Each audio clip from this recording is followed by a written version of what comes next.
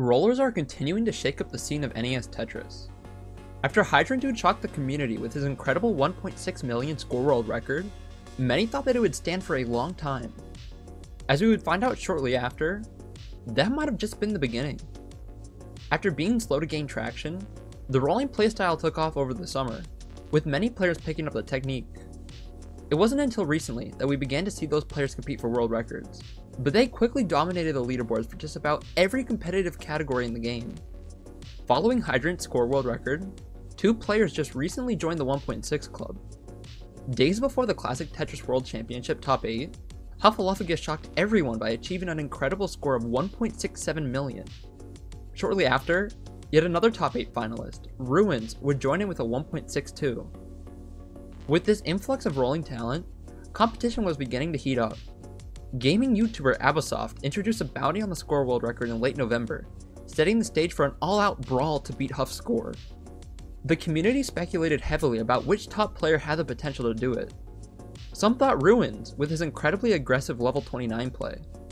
Others thought Huff could double up on his number 1 spot, or maybe even the first ever 1.6 player, Hydrant Dude. As we would soon find out though, the player who first started the Tetris rolling craze would be vaulted into the spotlight once again. Cheez continued to show his mastery of the technique, with him coming a long way from his first 1.3 million in competitive play back in March.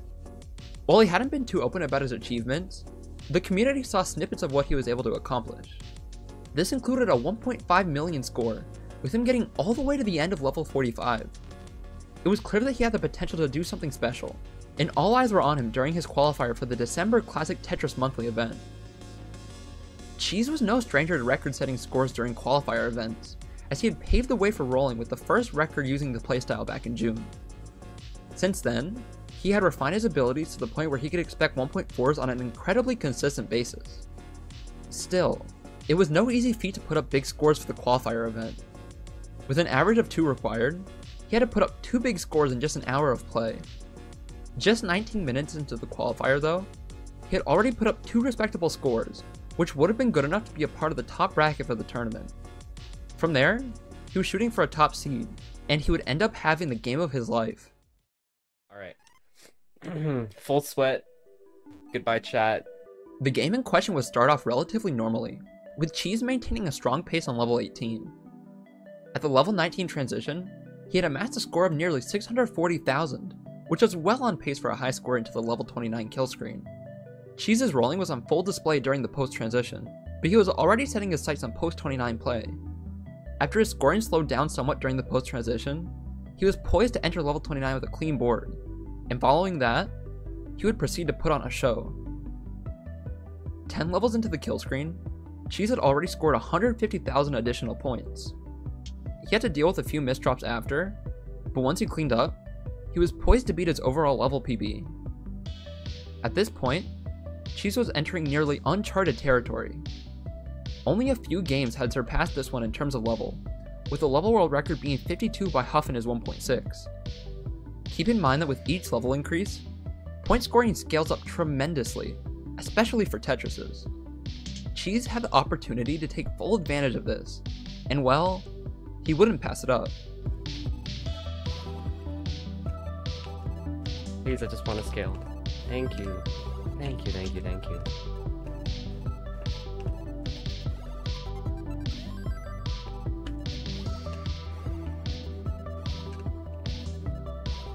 Oh, what's up, Abasoft? What's up? Oh my god, let's go. Woo! 1.8!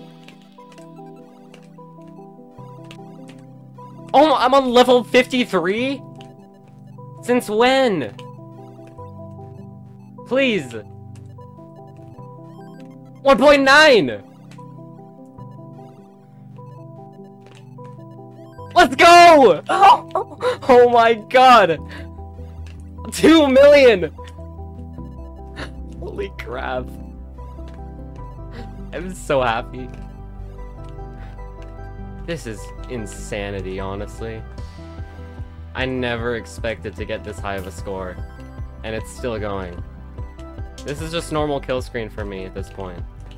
Like, oh, I might die here actually. Oh, fuck. Okay. GG. That's a good game. Best game I'll ever play. There's so much to unpack from this game. In such a short time, several seemingly impossible thresholds were exceeded.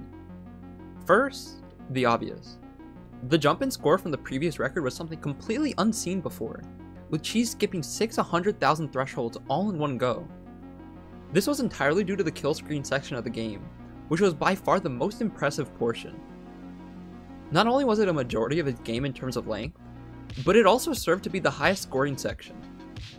With 1,264,000 points scored after level 29, this score alone would be good enough for 65th place on the overall score leaderboards.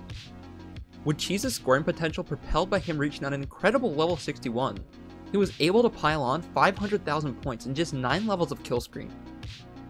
A crazy thing about this kill screen run is that, while Hydra might have been the first to break the score counter, Cheez managed to break the code that attempted to fix the level counter, which was built into the Tetris cartridge that he was using. It's safe to say that this wasn't anticipated to be a problem for a very long time, but Cheez, of course, had different plans. During those incredible 321 lines of kill screen, Cheez managed to get 11 Tetrises, where all of them, at least for a time, were the latest Tetrises ever scored. This allowed him to capitalize on the incredible boost of score that Tetrises gave that far into the kill screen, and with all this combined, Cheez's 2.3 would go down as the greatest feat to ever happen in NES Tetris. Just over a year ago, nobody, including Cheez, thought that scores this high were even close to possible. Of course, rolling ended up changing that mentality, and now, top rollers are looking for ways to capitalize on the incredible abilities that this new playstyle provides. Cheez's record utilized several crucial strategies to help vault his game to record heights. The first is apparent with how long it took him to score Tetrises after level 29. It took Cheez 160 lines of kill screen play to go for a Tetris, and this was likely intentional. While some players like Ruins do their best to maintain high Tetris rates right out of the gate, this might be counterintuitive. While it might seem faulty to play for singles and doubles, a player needs to factor in the increase of points with each new level. If you wait for later levels to begin going for Tetrises, your scoring benefits heavily from the increased scoring that later levels allow for. This concept is called scaling. On level 29, a triple is worth just 8,700 points. But all the way out where Cheez was, it's almost the same as a level 18 Tetris. At level 61, a Tetris is worth an incredible 73,200 points, and so it's easy to see how these points can pile up quickly. Cheez was also incredibly clever with how he set up for Tetrises. He never relied on a left or right well, as it was incredibly easy to miss getting the long bar all the way over, and instead focused on clever burning to set up in the center when his board allowed for it. The seemingly split-second reactions are all instinct, and are the product of Cheez refining his technique for over a year. This record was, in short, ridiculous, and it's a testament to how far the game has come in just a year, let alone 32 years. It's certain that Cheez's record will be broken in the future, and those runs might look a lot like his. It's also safe to say that the next score record will likely also break the level record, as Cheez's aggression with Tetrises past level 45 was unprecedented. With the scaling mechanic in place, a roller is immensely rewarded for reaching later levels, so we'll likely see other rollers begin to incorporate those line-out practices. At the same time, there's some relative uncertainty with what is to be expected for the future. There's no telling what score the next world record will be, but if these past few months of rolling history have told us anything, nothing can be left off the table.